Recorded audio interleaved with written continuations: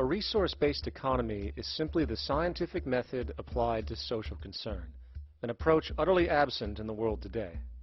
Society is a technical invention, and the most efficient methods of optimized human health, physical production, distribution, city infrastructure, and the like reside in the field of science and technology, not politics or monetary economics. It operates in the same systematic way as, say, an airplane, and there is no Republican or liberal way to build an airplane. Likewise, nature itself is the physical referent we use to prove our science, and it is a set system, emerging only from our increased understanding of it.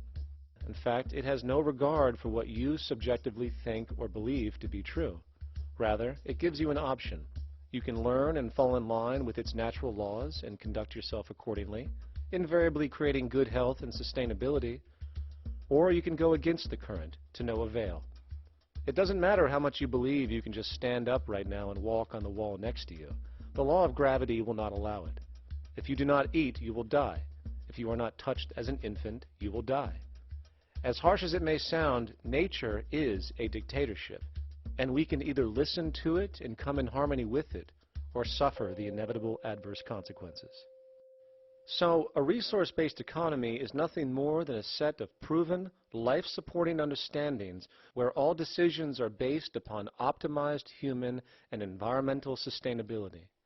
It takes into account the empirical life ground, which every human being shares as a need, regardless, again, of their political or religious philosophy. There is no cultural relativism to this approach. It isn't a matter of opinion.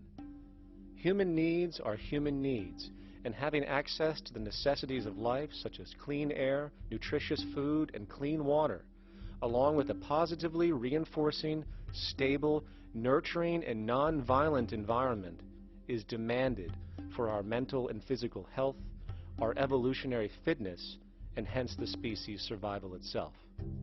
A resource-based economy would be based upon available resources. You can't just bring a lot of people to an island or build a city of 50,000 people without having access to the necessities of life. So when I use the term a comprehensive systems approach, I'm talking about doing an inventory of the area first and determining what that area can supply, not just architectural approach, not just design approach, but design must be based on all of the requirements to enhance human life. And that's what I mean by an integrated way of thinking. Food, clothing, shelter, warmth, love, all those things are necessary. If you deprive people of any of them, you have a lesser human being, less capable of functioning. As previously outlined, a resource-based economy's ground-up, global, systems approach to extraction, production, and distribution is based upon a set of true economic mechanisms, or strategies, which guarantee efficiency and sustainability in every area of the economy. So, continuing this train of thought regarding logical design, what is next in our equation? Where does all this materialize? Cities. The advent of the city is a defining feature of modern civilization. Its role is to enable efficient access to the necessities of life, along with increased social support and community interaction. So how would we go about designing an ideal city?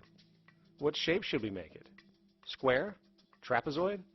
Well, given we're going to be moving around the thing, we might as well make it as equidistant as possible for ease, hence the circle.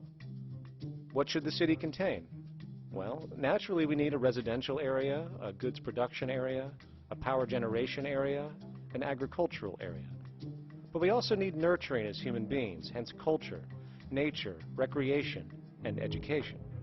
So let's include a nice open park, an entertainment events area for cultural purposes and socializing, and educational and research facilities.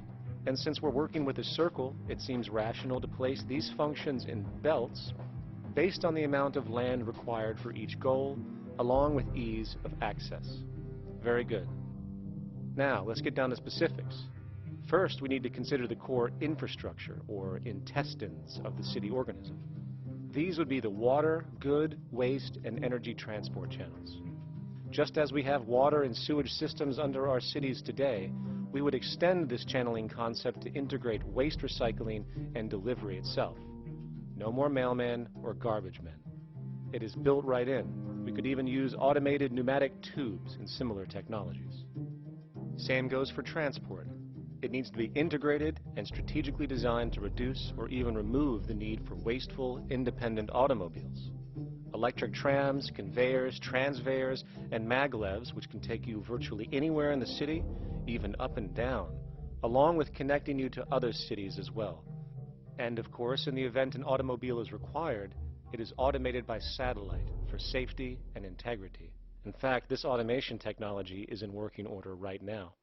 Automobile accidents kill about 1.2 million people every single year, injuring about 50 million. This is absurd and doesn't have to occur. Between efficient city design and automated driverless cars, this death toll can be virtually eliminated. Agriculture. Today, through our haphazard, cost-cutting industrial methods, using pesticides, excessive fertilizers, and other means, we have successfully destroyed much of the arable land on this planet, not to mention also extensively poisoning our bodies. In fact, industrial and agricultural chemical toxins now show up in virtually every human being tested, including infants. Fortunately, there is a glaring alternative: the soilless mediums of hydroponics and aeroponics, which also reduce nutrient and water requirements by up to 75% of our current usage. Food can now be organically grown on an industrial scale in enclosed vertical farms, such as in 50-story, 1-acre plots, virtually eliminating the need for pesticides and hydrocarbons in general. This is the future of industrial food cultivation: efficient, clean, and abundant. So, such advanced systems would be, in part, what comprise our agricultural belt, producing all the food required for the entire city's population, with no need to import anything from the outside, saving time, waste, and energy. And speaking of energy, the energy belt would work in a systems approach to extract electricity from our abundant renewable mediums, specifically wind, solar, geothermal, and heat differentials, and if near water potentials, tidal and wave power. To avoid intermittency and make sure a positive net energy return occurs, these mediums would operate in an integrated system, powering each other when needed, while storing excessive energy to large supercapacitors under the ground, so nothing can go to waste. And not only does the city power itself, particular structures will also power independently and generate electricity through photovoltaic paints, structural pressure transducers, the thermocouple effect, and other current but underutilized technologies. But of course, this begs the question: how does this technology and goods in general get created in the first place?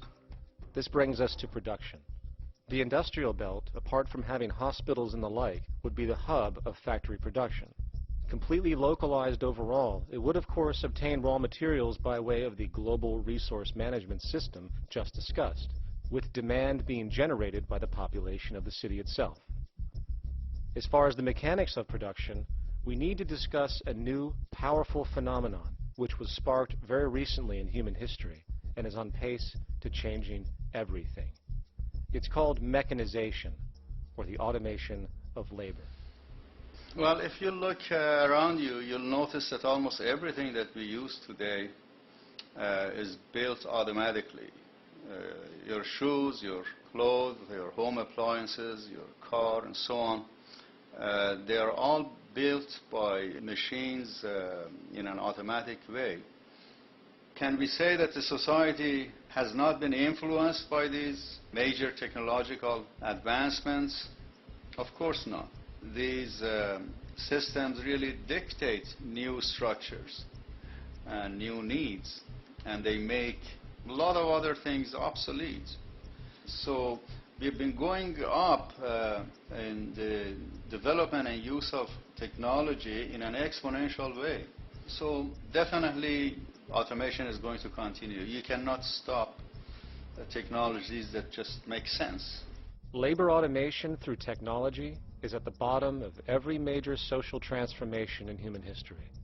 From the agricultural revolution and the invention of the plow, to the Industrial Revolution and the invention of the powered machine, to the information age we live in now through essentially the invention of advanced electronics and computers.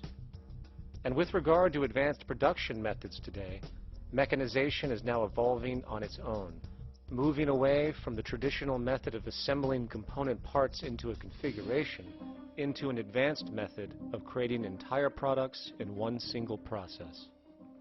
Like most engineers, I'm fascinated by biology because it's so full of examples of extraordinary pieces of engineering. And what biology is the study of things that copy themselves. Of course, that's as good a definition of life as we've got.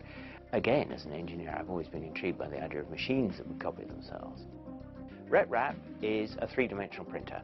That's to say, it's a printer that you plug into a computer, and instead of making two-dimensional sheets of paper with patterns on, it makes real, physical, three-dimensional objects. Now, there's nothing new about that. 3D printers have been around for about 30 years. The big thing about RepRap is that it prints most of its own parts. And so, if you've got one, you can make another one and give it to a friend, as well as being able to print lots of useful things. From the simple printing of basic household goods in your home, to the printing of an entire automobile body in one swoop, advanced automated 3D printing now has the potential to transform virtually every field of production, including home construction. Contour crafting is actually a fabrication technology, the so-called 3D printing, when you directly build a 3D object from a computer model.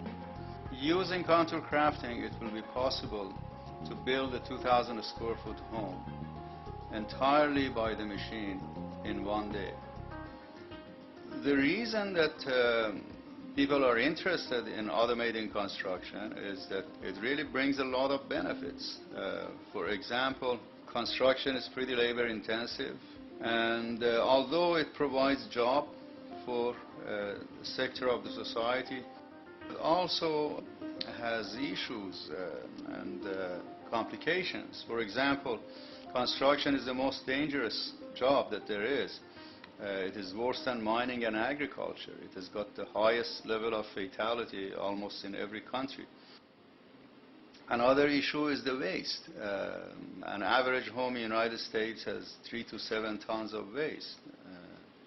So this is huge if we look at the impact of construction, and knowing that about 40% of all materials in the world are used in construction.